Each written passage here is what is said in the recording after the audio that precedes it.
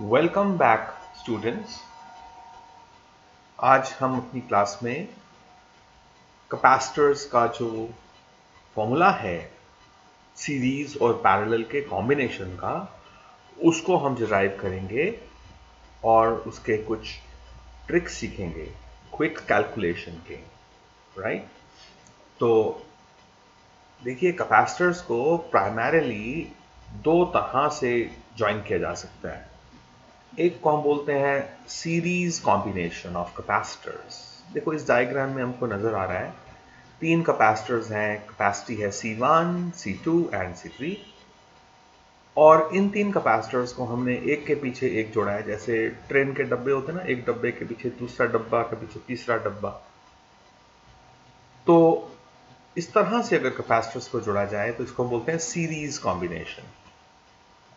और अगर इस प्रकार से जोड़ा जाए, ये सेकेंड डायग्राम है जिसमें उन सब के जो लेफ्ट वाली लेग्स हैं कैपेसिटर्स की, जो लेफ्ट वाले टर्मिनल्स हैं, उनको सबको इकट्ठा किया हमने टर्मिनल ए पर, और जो हमारे राइट वाले टर्मिनल्स हैं हमने उनको ज्वाइन किया है at terminal B, and then we have connected them to the battery of capital B volt.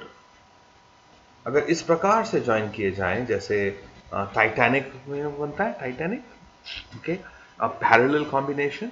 तो पैरेलल में अगर जोड़ा जाए तो वी से parallel combination.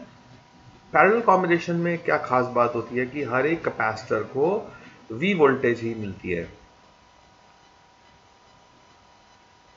This is Vinesh Gulati bringing you the third lesson on capacitors combination on behalf of Happy Model Higher Secondary School at Udhampur, Jammu and Kashmir. So students, हमने यहाँ पर diagram बनाया है। Capacitors दो बनाए, तीन बनाए, C1, C2, C3। Battery V volt के साथ जोड़ा। तो सबसे पहले समझेंगे हम कि चार्ज कैसे ट्रांसफर होता है, क्योंकि कैपेसिटर तो दो पैरेलल प्लेट्स होती हैं और बीच में गैप होता है। तो कैसे चार्जिंग होती है कैपेसिटर्स की? तो जो negative terminal of the battery है वो इलेक्ट्रॉन्स भेजता है to the right plate of C3। ऐसा होने से राइट प्लेट जो है उस पे negative, these red red negative electrons आगे बैठ जाते हैं। अब इलेक्ट्रॉन्स के बैठते ही सामने क्या होता है, इंड्यूस चार्जेस बनते हैं। इंड्यूस का मतलब प्लस और माइनस दोनों। प्लस वाले चार्जेस, जो ब्लू चार्जेस हैं, they experience attraction towards the negative charges, जबकि जो नेगेटिव वाले हैं उनको रिपल्शन फील होती है। वो इन connecting wire के through they go to the right terminal of capacitor C2. Same happens, left plate के ऊपर प्लस माइनस दोनों पैदा होते हैं। प्लस यहीं रुक जाते हैं और माइनस कंडक्टिंग वायर से राइट प्लेट ऑफ C1 पे चले जाते हैं। फिर से इंड्यूस चार्जेस बनते हैं, plus minus, plus left plate of C1 पे रुक जाते हैं, और जो हमारी नेगेटिव चार्जेस हैं वो कनेक्टिंग वायर से they are attracted towards the positive terminal of the applied battery of capital B volt. तो अब खास बात देखने वाली ये है कि जब हम कैपेसिटर्स जिनकी कैपेसिटी अलग अलग है उनको सीरीज में जोड़ते हैं, तो एक बात तो सच है कि हर एक कैपेसिटर पे सेम चार्ज आता है, plus minus Q, plus minus Q, plus minus Q. चाहे इनकी कैपेसिटी अलग अलग है, लेकिन जब सीरीज में जोड़ोगे तो सबको सेम चार्ज उनकी बॉडीज पे स्टोर होता है। However, the potential difference is different, है ना? देखो, जैसे थोड़ी देर के लिए एक एग्जांपल लेते हैं। Suppose we have three people who have different eating capacities. C1 की एक रोटी की कैपेसिटी है, C2 की दो रोटी की कैपेसिटी है, C3 की तीन रोटी की कैपेसिटी है। लेकिन हमने सबको क्या किया, हमने एक एक रोटी सबको दे दी, सबको दे दी एक एक रोटी। सीरीज में जुड़े हैं, सब देख रहे हैं एक दूसरे को, तो सबने एक एक रोटी खाई। अब जब एक रोटी की कैपेसिटी है C1 की, उसको पूरी एक रोटी मिल गई, वो क्या बोलेगा, मेरा तो पूरा पेट भर गया। C2 से पूछते हैं तुम्हारा क्या हाल है, कितने पोटेंशियल पे हो? बोलेगा मेरी 2 रोटी की कैपेसिटी है, मुझे मिली तो 1 है, इसलिए मेरा आधा पेट भर गया, अभी आधा खाली है, तो मेरा पोटेंशियल पूरा नहीं हुआ है, तो I am at another potential V2। C3 से पूछते हैं, बोलता है मैं तो 3 रोटी की कैपेसिटी है, एक ही तो रोटी खाई है मैंने, तो मेरा कितना पेट भरा होगा? 1/3, इसलिए मेरा potential is only V3, I'm not up to my full potential। So series में सबको रोटी बराबर मिलती है, सबको चार्ज बराबर मिलता है, लेकिन सबका तृप्ति अलग अलग होती है। इसकी तृप्ति, हैप्पीनेस, सेटिस्फैक्शन, ये जो है V1 है, इसकी V2 है, इसकी V3 है। Total satisfaction is equal to the satisfaction applied, मतलब total voltage applied is V, और इसको मिली V1, इसको मिली V2, इसको मिली V3, तो सीरीज में वोल्टेज डिवाइड हो जाता है, बढ़ जाती हैं voltages, right? So therefore V will be equal to V1 plus V2 plus V3. That's my equation number 1. Now from capacitance equation, that remember that very charming equation, Q is equal to Vc. So from there we can write V is equal to Q by C, cross multiply करके। Therefore बताओ इसका V1 कितना होगा? तो V1 होगा, इस पे charge किसी एक प्लेट पे है Q और इसकी कैपेसिटी है C1, तो V1 will be students Q by C1, V2 will be Q by C2 and V3 will be Q by C3. Once again you can see Q on every capacitor is the same. Let me call this as equation number 2. Let us substitute equation number 2 in equation number 1, and I'm taking Q as common, so I'll get V is equal to Q बाहर ले लिया, 1 by C1 plus 1 by C2 plus 1 by C3, equation number 3। वो हम घर से करने क्या निकले थे?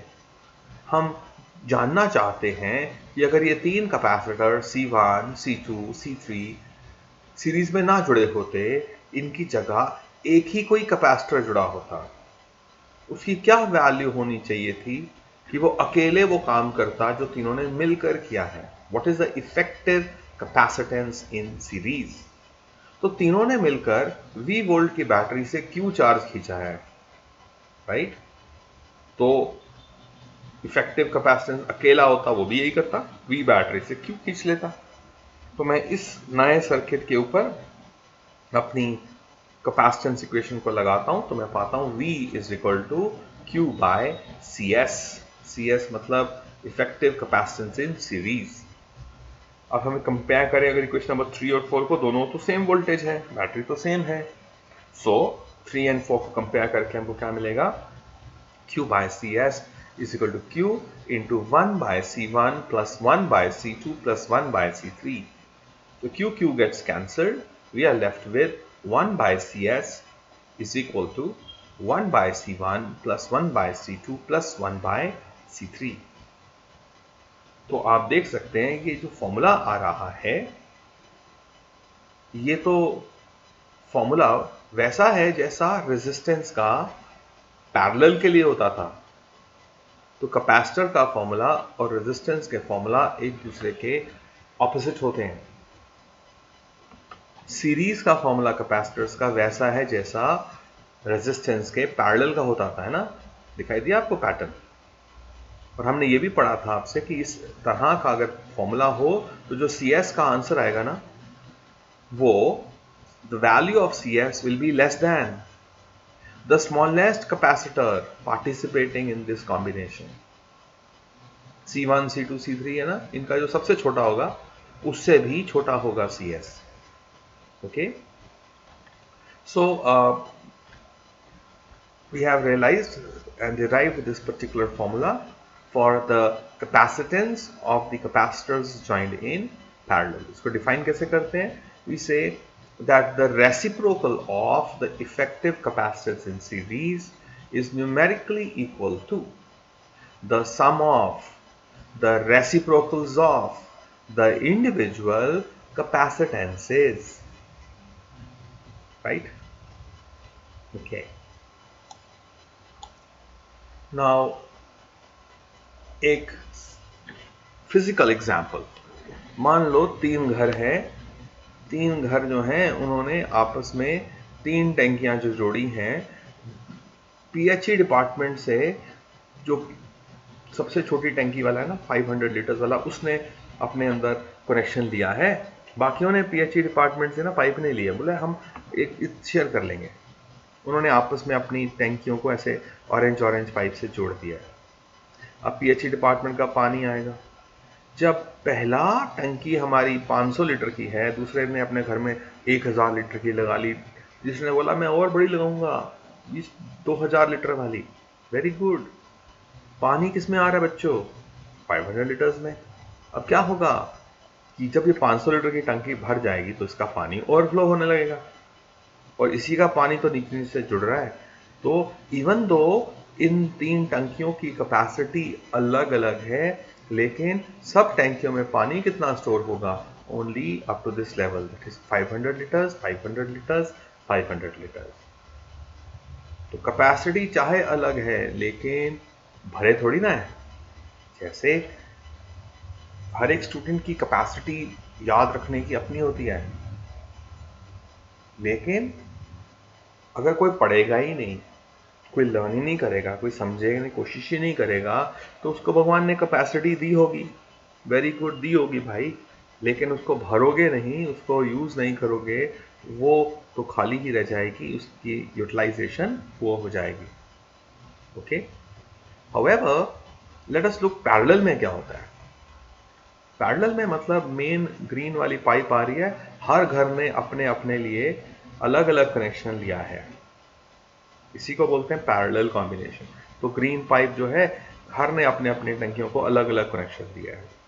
अब क्या होगा, पीछे से पानी आ रहा है, खूब पानी आ रहा है, तो क्या होगा, जिसकी टंकी छोटी है उसमें कम चार्ज स्टोर होगा, जिसकी टंकी बड़ी है उसमें कम पानी, उसमें ज़्यादा पानी स्टोर होगा, ज़्यादा कैपेसिटर के केस में बोलेंगे ज़्यादा चार्ज स्टोर होगा।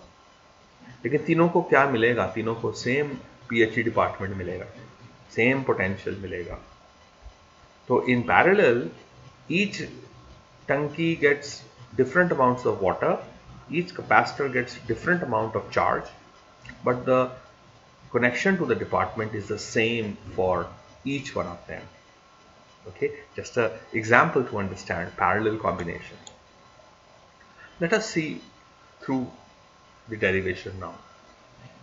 So students, in this diagram, we observe that we have three capacitors, C1, C2 and C3. And they are connected in parallel. That means all their left terminals are connected to point A and all their right terminals are connected to point B. Capacitor की दो तारें निकलती हैं ना, तो एक left वाली तारें A को जुड़ती हैं, राइट वाली तारें B को जुड़ती हैं।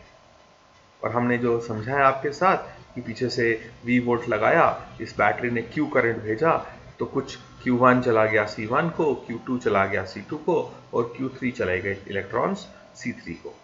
इन नेगेटिव इलेक्ट्रॉन्स को देखकर सामने की प्लेट में equal amount of positive and negative charges induce हो जाते हैं। तीन नेगेटिव आए हैं C1 में, तीन पॉजिटिव और तीन नेगेटिव भी होंगे। वो तीन नेगेटिव का क्या हुआ, वो इन कनेक्टिंग वायर से A से होते हुए ये वापस बैटरी में चले गए। तो ऐसा थोड़ी देर में जब हमने बैटरी को जोड़ते हैं, उसके बाद हम पाएंगे that each capacitor is fully charged at that particular voltage. Okay, now again very charming equation, Q is equal to Vc. So we can say therefore Q1 कितना चार्ज जाएगा कैपेसिटर C1 को, बैटरी तो सबको V मिली है, तो V into C1। Q2 कितना होगा, V into C2, and Q3 कितना होगा, V इंटू C3। इस डायग्राम को देख के कोई मेरे को बता सकता है कि इनमें से कैपेसिटी किसकी ज्यादा है? कौन से कैपेसिटर की कैपेसिटी ज्यादा है? मैं आंसर नहीं बता रहा हूं आपको, आप मेरे को आप जो है अपने ग्रुप में इसका आंसर देंगे, ठीक है? फिर मैं वही आंसर करूंगा आपको। C1 की ज्यादा है, C2 की ज्यादा है, C3 की ज्यादा है। ओके, नाउ इससे मुझे पता चलेगा कि तुमने ये लेसन देखा है। Okay, now here the total charge Q जो भेजा बैटरी ने वो 3 पार्ट्स में डिवाइड हुआ है ना यहाँ पर. So therefore, according to law of conservation of charge, the total charge Q sent by the battery is equal to the sum of the individual charges Q1, Q2 and Q3. Equation number 2. Let us substitute equation number 1 in equation number 2. That means Q1 की जगह मैं लिखता हूँ VC1 and so on. V सब में है तो common ले लेता हूँ. तो Q is equal to V into C1 plus C2 plus C3. That's equation number 3.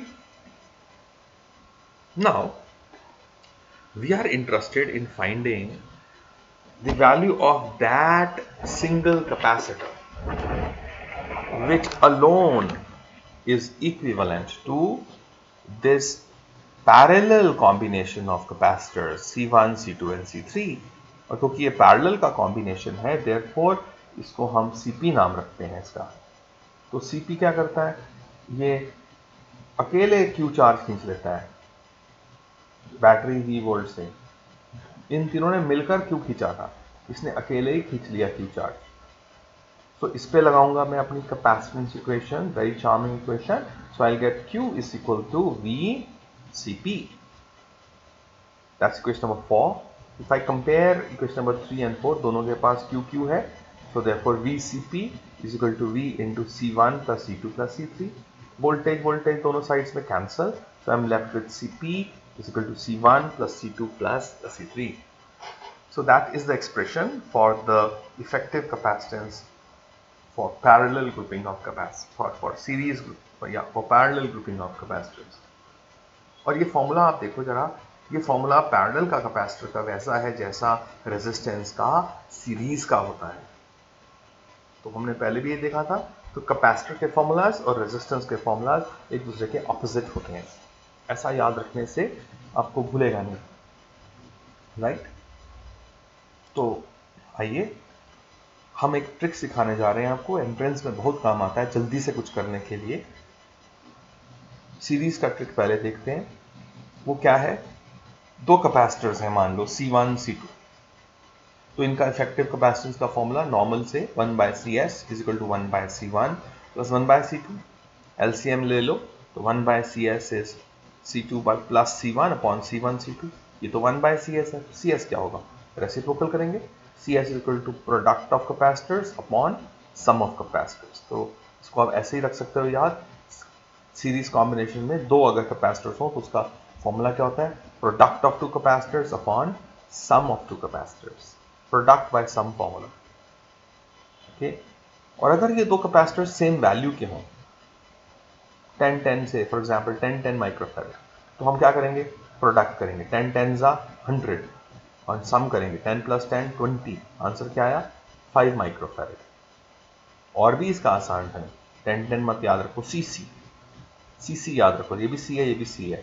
तो CS is equal to product C into C upon C plus C. C cancel gone. Therefore the CS will be equal to C by 2. तो जो भी value होती है ना 10-10 अगर दो series में हो तो उनका आंसर क्या होगा? ऐसे ही बोलेंगे टक. Half of 10 C by 2 5 microfarad, right. तो ये ट्रिक जो है बहुत काम का ट्रिक है and that will be useful for us in various situations. Okay. Now I am doing a little something slightly different today. I am going to make a very small 2-3 minute lot of videos, 7-8 videos. Please watch these 7-8 videos, short videos, and in each video I will teach you a way to calculate the numericals of capacitors. One unique style, one question, one example, one question, one example. So being a science person, I need to experiment. So this is my experiment for today. So let us break here for this class and meet you in the numerical class just after this. Bye bye.